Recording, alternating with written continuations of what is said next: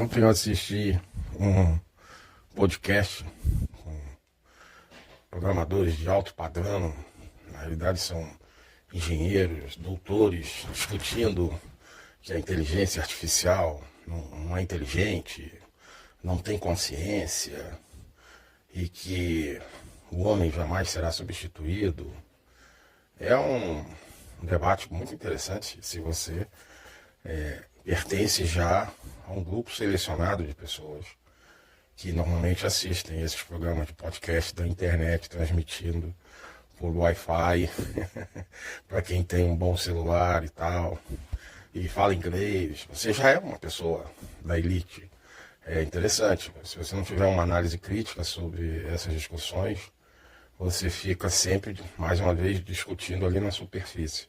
Os debatedores querendo se destacar, mostrando que são altamente inteligentes. Inclusive, na minha opinião, o debate ficou uma coisa chata, porque eles estavam o tempo inteiro falando de detalhes e nuances, um papo chato sobre o significado dos algoritmos e por que você, quando evolui tal tipo de parâmetro, que a inteligência artificial não chega a atingir isso e aquilo. Eu vou olhando e falando, meu Deus do céu, quanto esforço. Esse cara devia voltar lá para a época dos bancários, que o pessoal escriturava tudo à mão e as coisas eram melhores ali anotadas. O risco de você ter uma perda de dados e armazenar aquilo, de repente ia ter um pulso eletromagnético, os dados iam se perder e não seriam acessíveis.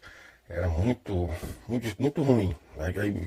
Aí depois veio uma outra discussão, porque você perde qualidade. Eu também me lembrei das lavadeiras.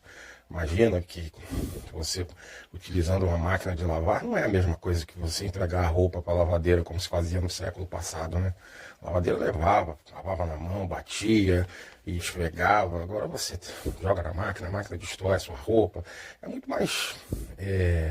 perde um pouco da qualidade, né? Não tem aquele cuidado, mas...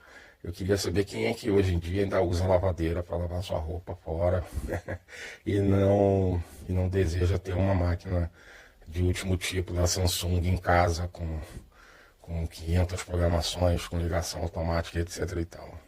É só uma questão de esses gênios que normalmente estão envolvidos no processo de substituição de mão de obra ficam nessa superficialidade.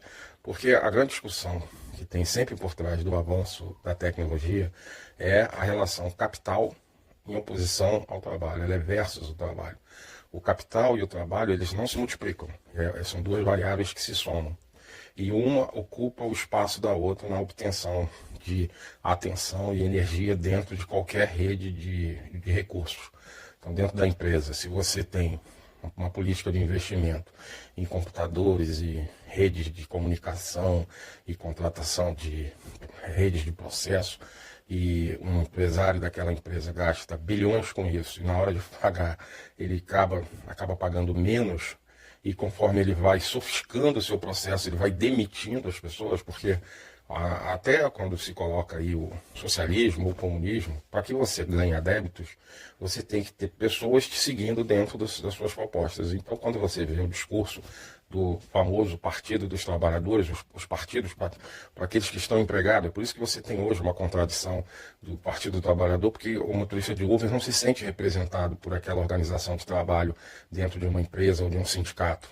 É por isso que você começa a perder a penetração do discurso. Você tem que fazer uma forma de organizar essas pessoas, e você capturou o imaginário desse novo escravizado, vamos dizer assim, de que ele não é uma pessoa da base da pirâmide.